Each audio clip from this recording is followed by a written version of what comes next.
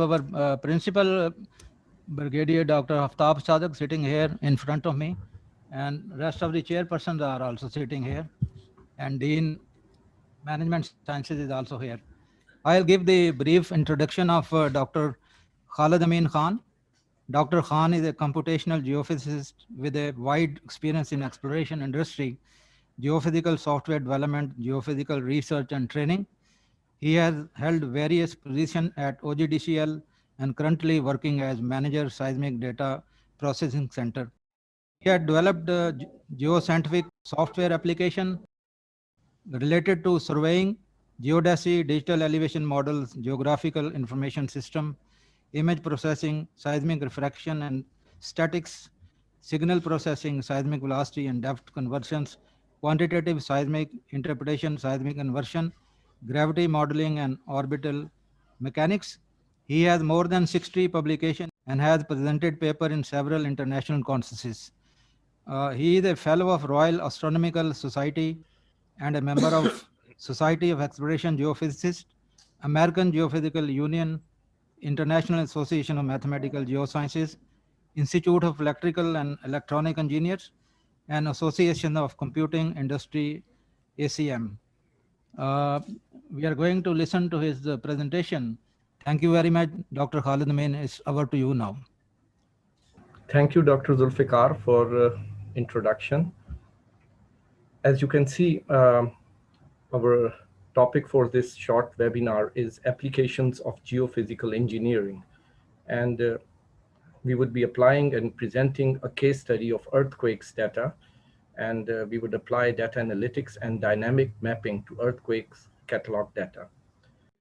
Keeping in view the audience, everything has been made simple. So there would be no mathematics and just simply visualization and graphics would be part of this presentation. We'll quickly discuss what is geophysical, what is data science, big data, and its applications in geophysics. We would see the link between data analytics and machine learning. And finally, we will see certain geophysical data examples where we have extensive data set. And finally, we will use our case study of earthquakes data and apply data analytics on it using different scenarios. Okay, by definition, software engineering is the process of analyzing user requirements and designing and developing software applications and then testing those applications and later on maintaining those applications to develop their new versions, keeping track of user information and bugs and developing better applications. So there is a whole software cycle. So the software engineer maintains the overall software development deployment cycle. Software engineering can be applied to different areas. They can be applied to business applications, to economics, to engineering. But why we have here a special name or a specialized names like geophysical software engineering? So by definition, geophysical software engineering again deals with the same thing, analysis, design, and development of specifically geophysical software applications that solve computational geophysical problems. But why we have this coined a separate name for the geophysical software engineering? Because as compared to other sciences, geophysical software engineering has its own set of problems that are unique and that need to be addressed separately. So what are those computational geophysical problems? They may be related to exploration. Like in exploration, we have various methods like seismic. It is one of the most data-intensive examples of data. In fact, the very first supercomputer that was developed and till today, the largest supercomputers are alone used for seismic data processing. So seismic data is one of the largest big data examples. Then we have gravity, magnetics data, and so on, various other geophysical data sets. So computational geophysical problems may be related to exploration. They may be related to environment, near surface engineering problems, earthquakes and their mitigation, and weather forecasting and meteorology. These are some of the examples, but there may be much wider applications of geophysics in computational technology.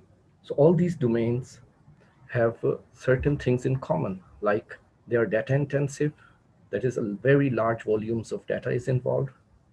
They are compute intensive, which means a lot of computations are involved. And then they are graphic intensive, because visually we cannot see the numbers and understand them. So we have to display or render this large volumes of data into certain graphical forms. So a lot of graphics is involved. So all the three things are there: data intensiveness, compute intensive, and graphic intensive. So geophysical problems are mostly like that. So it means we have to take special care of them. And so you would be needing larger computers, larger memories, powerful CPUs, and powerful graphics. Okay, there is another thing, like everyone must have heard about it nowadays, which is called data science. Due to the exponential increase of our overall volume of data due to widespread of mobile computing devices, social media platforms, online shopping portals, and other services, there has been a very large volume of data that has been generated. Just think of, you're playing on Facebook, you are doing online shopping, you're listening to the music. So everything generates data. Every human activity is generating data. So the things you shop, it keeps track of those things, and then it would extract trends from there.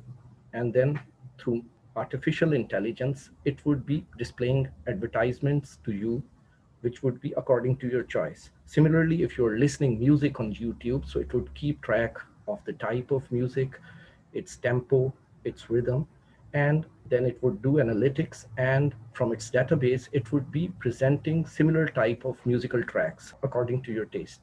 So what this means, that every human activity nowadays is generating huge amount of data. And to deal with such large of volumes of data, we have to keep big databases. And hence this word big data has been coined. So to deal with this big data, the new entrant in computer science is data science. So data science is the science which deals with such big data sets. Data science basically makes use of statistics, or in our case, for geophysical data, we would be making use of geostatistics to extract trends out of data and then do important things using this data. Now, considering geophysics and big data, so geophysics has been dealing with the global big data sets even before the coining of the term big data. That is, today we talk about big data, but big data has been in existence for the last 50 years in geophysics. If we consider the International Geophysical Year, which was in the year 1957 to 1958, so during this year, all the major countries in the world, they collaborated, and it was unanimously decided that for geophysical data sets, mankind needs to collaborate and keep this data as a common global data. It can be the data related to monitoring any physical parameters on Earth. And during this International Geophysical Year, it was pointed out that we should build satellite to view the Earth from space and monitor geophysical parameters from space. So this was the beginning of the space era. And today we know we have several satellites which provides us satellite imagery, weather data. Then we have elevation data in the form of shuttle radar topography. Then we have gravity satellites. So huge amounts of data sets are being generated. And after 50 years of the International Geophysical Year, in 2007-2008, we had the Electronic Geophysical Year. So within 50 years, very huge geophysical data banks were created, and geophysicists were playing with such large data sets. From this, we can see that geophysicists have been playing with supercomputers as well as big data for the last 50 years. So big data is not a new thing in geophysics. Okay, now let's see what is the link between artificial intelligence, data analytics, and machine learning. Artificial intelligence, by definition, is the intelligence demonstrated by any machine, which can be a computer system that exhibits traits associated with the human mind, such as learning or automatically learning and then solving the problems itself. Artificial intelligence always needs learning. Mostly artificial intelligence involves neural networks, and for neural networks, we need certain training set. So this training or learning may be supervised, which means the human or the user has to provide certain training data sets, or it may be unsupervised learning. In that case, we do not need to provide any training data sets. So machine learning is basically unsupervised learning, and the idea is based on the concept that the systems can learn from data, identify patterns from the data using data analytics, and then make decisions with minimal human intervention. So to sum up, machine learning is a subset of artificial intelligence where machines try to learn from the available data, extract trends from the data, and then using those trends, the machine tries to learn and then makes decisions. So this is the complete picture. We have big data or a number of big data sets. We run data analytics using statistical tools on that big data. And after running these tools, we are extracting trends and patterns from the data that are used in machine learning. And whatever the machine has learned from those trends, that would be applied in making decisions. So it means the link between the big data, data analytics, and machine learning is finally decision making, useful decisions. So if we talk about geophysics, so it means we have large volumes of data. So with this model, we can make the machine learn to do interpretations of the data intelligently. So this is how. So at the lowest level, we have the data. The data may have useful data. It may contain useful data as well as errors. So it means in data analytics, we have to extract the data and extract useful information from the data. And from the useful information, we will derive knowledge. And based on that knowledge, we would be taking decisions. So it means by running data analytics on a big data, we would be extracting information and finally knowledge. And based on that knowledge, we would be taking decisions. Okay, now we consider some geophysical data examples where the data volume is much larger. These are the graphs of a weather station. We can see temperature, dew point temperature, wind speed, wind direction, precipitation, pressure, even solar radiation and ultraviolet index. So these are the certain parameters that are being recorded. And these are the graphs for one day. Similarly, can have the graph for the next day and so on for the next day.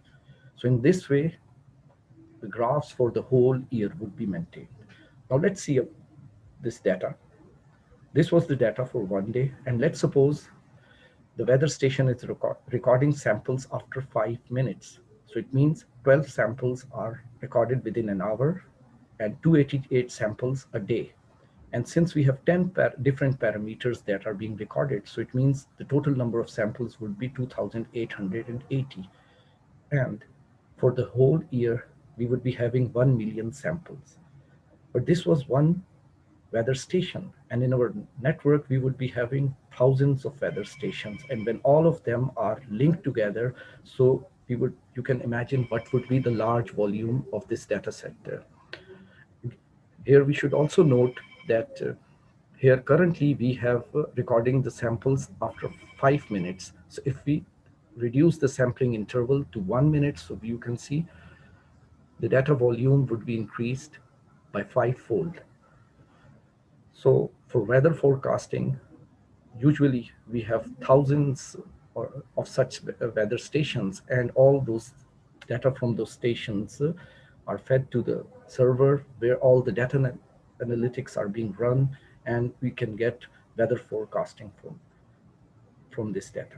So this was just a simple example. This is not a very large amount of data, but this is a data that is continuously being monitored worldwide. Next is the example of seismic data. I call seismic as the king of all data sets because seismic is the largest data ever mankind has created, and it is considered as the #1 supercomputing challenge. Here you can see this is a seismic cube. This cube is basically representing a 3D subsurface, Here, this is the time samples, which represents the depth. So typically seismic data is 5 seconds. Sometimes it can be 6 seconds. And the sampling interval is typically 2 milliseconds, which means there are 500 samples in 1 second. So for 5 seconds, we will be having 2,500 samples. So along one seismic trace, we will be having 2,500 samples. And within this whole cube, along one axis, we may have 2,400 samples, and along the other axis, we may have 1,400 samples. So just multiplying all these three values, so it comes about 8.4 million samples.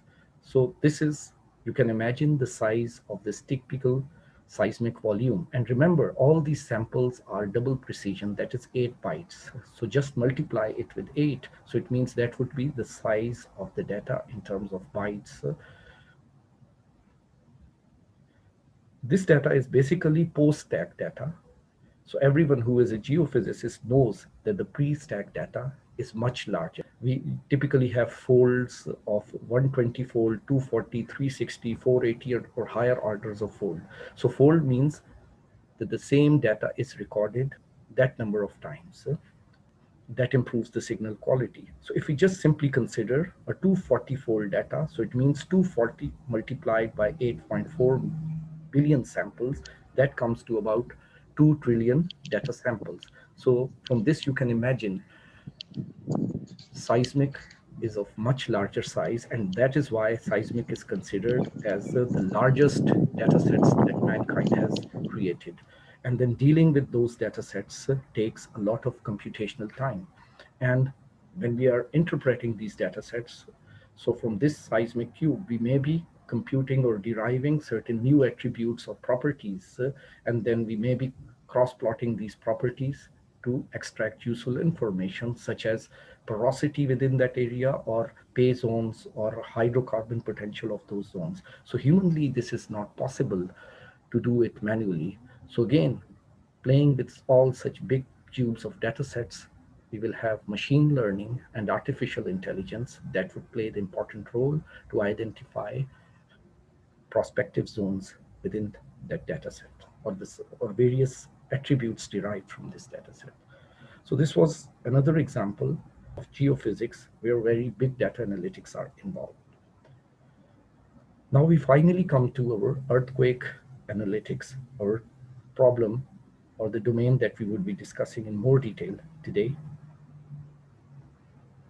So on the screen you can see complete data sets from an earthquake catalog from 1900 till 2021. So for the last 121 years, all the earthquakes that have occurred within this region are displayed. And these earthquakes may lie in a depth range of 0 to 500 kilometers, and they may have magnitudes from 1 to 8. So this is the complete data set. So now we applying data analytics to this data sets, and we would see new ways of extracting useful information from this data set. Okay, we can also do, since we talk about global data sets, so we can also integrate other data banks with this. So recently you were just viewing all the earthquakes, so I have added all the structural faults. So two different data banks have been added and visualized. That gives us a correlation between structural faults and the earthquakes. So naturally, those areas which are tectonically active, they would also be having more faulted zones. So it means on the map, we can see the spatial correlations between the two data sets. Similarly, we can display another thing. This is the geoid model and geoid undulations. So we can see wherever the contours are closely spaced, so those are the regions where we have more earthquakes. So in this way, we can correlate various phenomena. So why this is happening? Because in the Earth system science, one process is related to another. And so in nature, various processes are related. So when we are making computer models, so the more information from multiple geophysical domains, when we integrate them, we are going to better interpret data and get more useful information from these data sets. Now we will be applying data analytics to this earthquake catalog. This data analytics can be applied on the basis of these four parameters, which is latitude, longitude, which means we can select data for a certain region within the geographic space and apply analytics to that specific region. We can select the depth range where we can apply the data analytics. We can sort the earthquakes in terms of magnitude and perform analytics. And similarly, we can apply analytics in a time frame. A time may be 1 decade, that is, for 10 years, we are applying analytics. For the next 10 years, again applying the analytics. So, for after every 10 years, when we are applying the analytics, so we can see how changes with time or temporal changes are effective, and we would see, we can visualize how the seismicity of the area is increasing or decreasing. So now this is again the same map, the complete catalog of 121 years with all the earthquakes of all magnitudes and having a depth range of 0 to 500. So from this map, we can see one thing, that here in this area, we have a very higher cluster of earthquakes. So we can infer one thing, that seismically this is a more hazardous zone where we have more earthquake activity. So our first view by looking at this data set is that this area is more prone to earthquakes, and naturally this would be a more dangerous zone in terms of earthquakes. But now let's apply data analytics, and we would see our views are changing or we have the same viewpoint. So first of all, we apply data analytics by depth. So now this first map is the same map, but here now we have filtered the data and only the earthquakes in the range of 0 to 10 kilometers are displayed. And now we can see most of the earthquakes are clustered here in this zone. This was the area where we have our 2005 earthquake also. And we also have some small zones here and here. Now we move to a deeper depth zone, greater than 10 to 30 kilometers. So we can see the earthquakes have been evenly distributed, and we just have 986 earthquakes within this depth. Now we move to 30 kilometers to 100 kilometers. So here you can see we have 6,839 earthquakes, and now we can see most of those earthquakes are clustered here, and some of them are here, but we don't have any earthquakes in this region. We have few earthquakes, but there is no clustering of earthquakes here. And finally, earthquakes greater than 100 kilometers. So we have around 5,424 earthquakes here, and most of these earthquakes are clustered here. So if I just move back, so here we had just 2,654 earthquakes, but most of them were clustered here. And as we are moving down, we can see more earthquake activity in this region. So if I sum it up in the form of a histogram, so we can see the number of earthquakes from 0 to 10 kilometers range were 2,654. From 11 to 30 kilometers, it was 986, very few earthquakes. And then from 31 kilometers to 100, we had 6,000 maximum number of earthquakes within this range. And then deeper earthquakes greater than 100 kilometers, they were 5,424. So this is just a histogram type of distribution of the earthquakes in terms of depth. But if you compare it with one thing, if we also display all the maps related to these and then link them, so now we can see these shallow earthquakes are mostly clustered here, whereas deeper earthquakes are clustered here. So from this analytics, according to the depth, now we can say that if we have higher magnitude earthquakes at shallow depths, they would be more destructive. Whereas if we have even higher earthquakes which are at much greater depths, so they would be less destructive. So what it means that from this we can infer that previously when we were looking at the complete data set, and all the earthquakes were clustered. So our initial viewpoint was that this is a seismically more dangerous zone. But now, since the shallow earthquakes are more clustered in this zone, so what from this, according to the depth ranging, we can infer that this area in Pakistan is more dangerous seismically as compared to this area, which is in the north. So we can see the advantage of data analytics, that by sorting the data and then extracting trends from the data, we can get more useful information, and we can interpret the data into a totally different fashion, which would give us much better decision-making results. Now let's sort the same data set by magnitude. So now the same earthquake catalog is sorted in terms of magnitudes. So this first map is of earthquakes having very low magnitudes from 1 to 2. Here we have the yellow color in the software, so we can see they exist everywhere. And we have just 604 events. This low count for these lower earthquakes is that we would also see later on, because the earlier earthquakes from 1900 till 1970s, only the higher magnitude earthquakes were recorded, and lower magnitude earthquakes were not recorded. So that's why our catalog doesn't has a higher number of earthquakes which have lower magnitudes. But anyhow, from this we can see that all these low magnitude earthquakes are distributed everywhere. Now, greater than 2 to 4 magnitude earthquakes, we have around 3,915 events. And again, we can see all these earthquakes are clustered everywhere, even here and even in this range. Now, moving to more than 4 and 6 magnitude earthquakes. So in this range, we have the highest number of earthquakes, which are 11,206 earthquakes. And again, we can see all these earthquakes of this range of magnitude are distributed throughout this spatial area. Now we move to the highest magnitude earthquakes, that is greater than 6 to 8.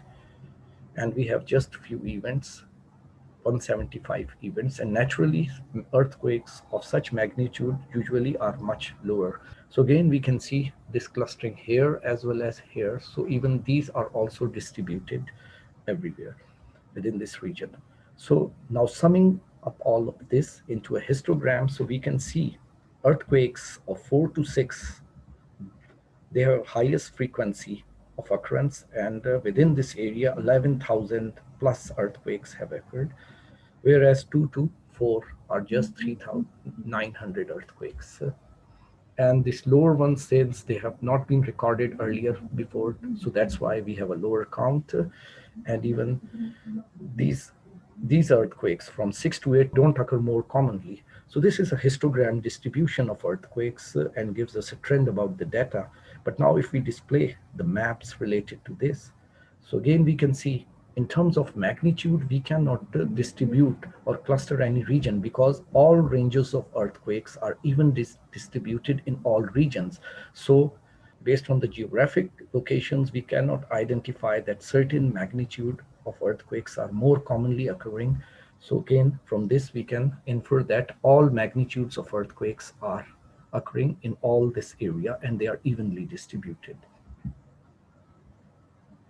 Okay, now we move to time, and we would be applying analytics by time. Since I had mentioned that from 1900 to 1970 or even 72, the earthquakes less than 6 magnitudes were not recorded. So it means we are just applying the time analytics from 1971 onward. So we have first time slice of 1971 to 1980. That is, for this 10 years, we are extracting all the earthquakes, that is for all the magnitudes and for all the depths. And here we have this map. And we had a total of 1,429 earthquakes. Now we move to the next decade, 1981 to 1990.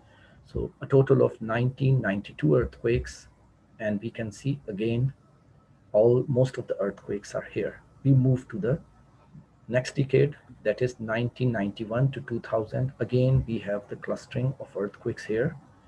If I just move back here, so you can see seismic activity has started here more actively.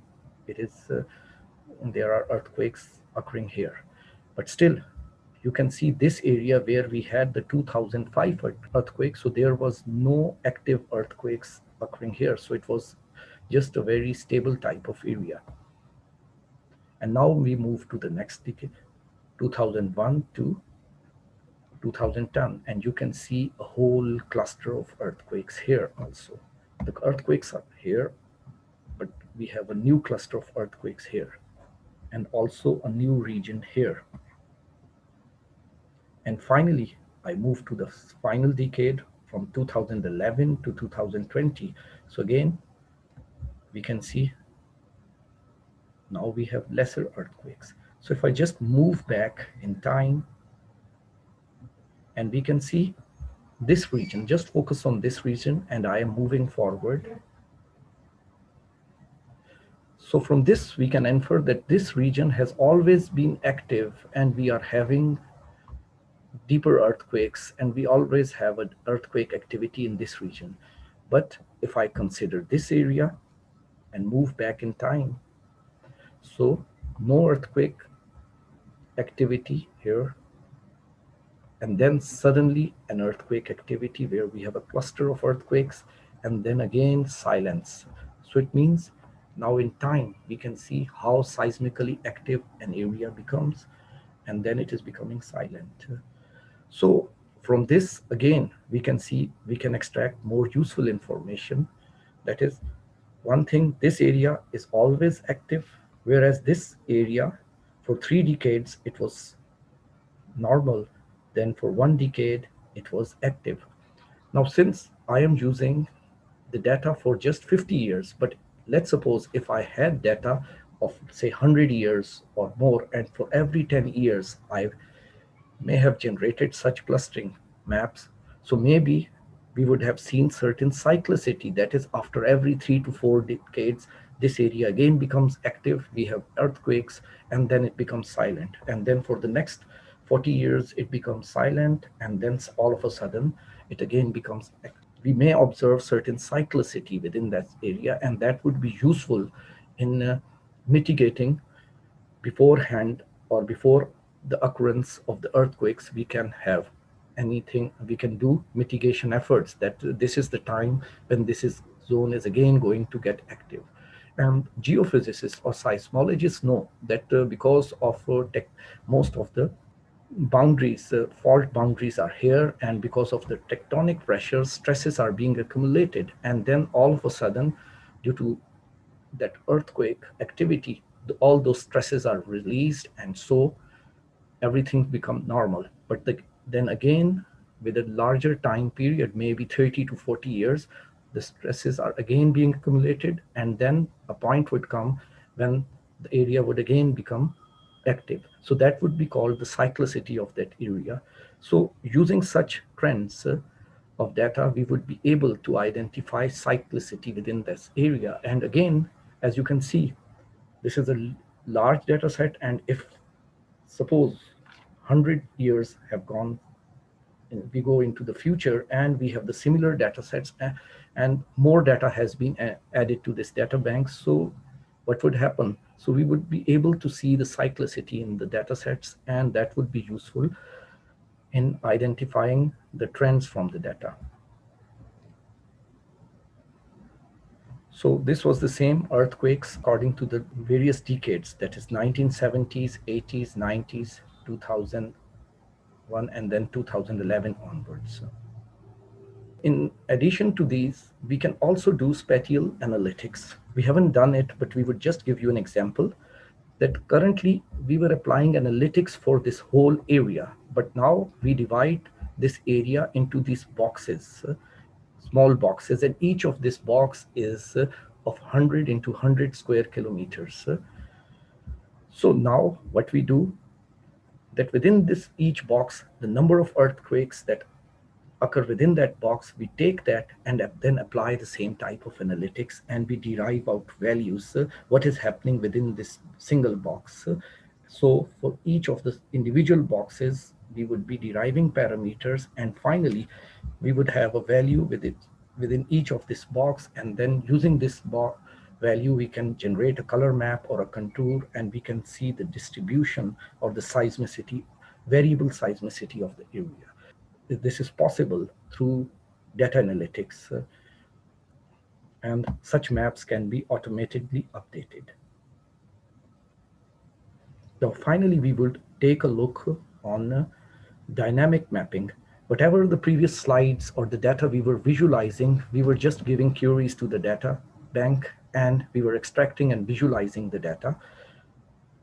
But here, what we can do, we can automate the process and we can generate animations so that we can see variations of various parameters with time. So the maps keep on changing with time. That's why we call it the dynamic maps.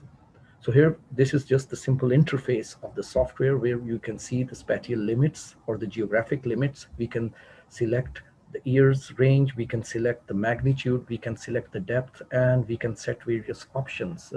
And once we set these, we can generate a dynamic map which would keep on changing parameters according to our settings. Here, this is basically from the graphs of our data bank according to the magnitude. So again, this is 3 magnitude, 4, 5, 6, 7, 8. So here you can see since right from the start, 1900 till 2021, we have recorded the earthquakes of magnitude 8. Similarly, earthquakes of magnitude 7 have been recorded throughout. But the earthquakes of magnitude 6 have been more actively recorded since 1950s, whereas these lower magnitude earthquakes from 5, 4, and 3 have been recorded since 1972, and now they are being actively. This graph is low here because the 2001 is not complete, so we have a lower count here. So here we can see the graph or the occurrence of earthquakes of various magnitudes in our data bank. Similarly, these are the graphs of earthquakes of various depth ranges. The first one is 0 to 30, then 30 to 100, 100 to 200, 200 to 300, and finally 300 to 500. So again, we can see deeper earthquakes are much rarer, whereas earthquakes within the depth range of 200 to 300 are more frequently, and even earthquakes of 100 to 200 kilometer are also more frequent. So finally, this is another thing that we have computed, which is basically an important parameter in seismology. That is, for this 121 years data, we have computed B value. In fact, there are two values. One is B and the other is A. A is basically the intercept and B is the slope of that data. What this graph tells about the seismicity of that area, we have just fitted a best fit line here. So what it tells that, as we have seen in our data bank, that low magnitude earthquakes occur more frequently as compared to high magnitude earthquakes. So basically this trend tells us, according to this graph, for every 5 earthquakes of magnitude 3, we will have around 1 earthquake or less than probability of 8 magnitude earthquake. So basically, the slope is a count which tells us about the seismicity. So it means if the slope is higher, it means more tendency of having high magnitude earthquakes. And if the slope is lesser, so it means we would be having less probability of earthquakes, higher order earthquakes. So that is basically a measure of the seismicity for an area. So again, you can see I have computed this for all the earthquakes for the 100 years, but we can also compute this value by extracting data for every 10 decades, and we can see if the trend is changing or maybe the B value is changing with time. So again, that would be a temporal change of the view value. Similarly, as I had made boxes of 100 square kilometers, 100 into 100 square kilometers. So within each box, we can extract earthquakes and compute the value. So for each box, we would have a different value. And so in this way, we can make a contour map of B values, which would again give us an idea about the variation of B value or the seismicity of that area. So certain areas would be more highlighted in terms of seismicity as compared to other areas. So now finally, we have generated an animation or a dynamic map, and this has been recorded as a movie now. So if I play it, so you would see it is just generating the map.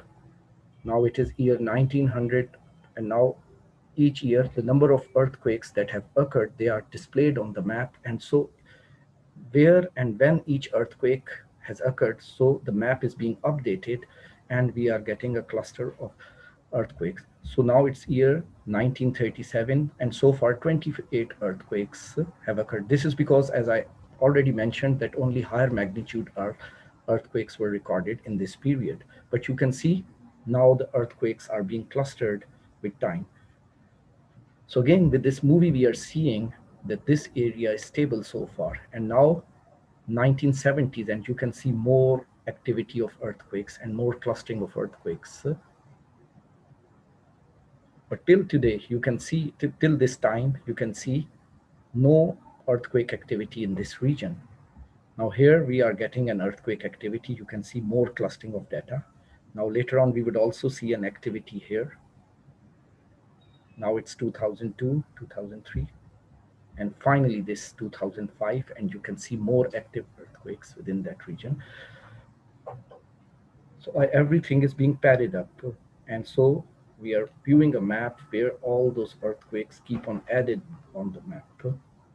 So in this way, we can run analytics and generate animations or dynamic maps, which help us in visualizing the trends with time or within space, and that are helpful in making decisions.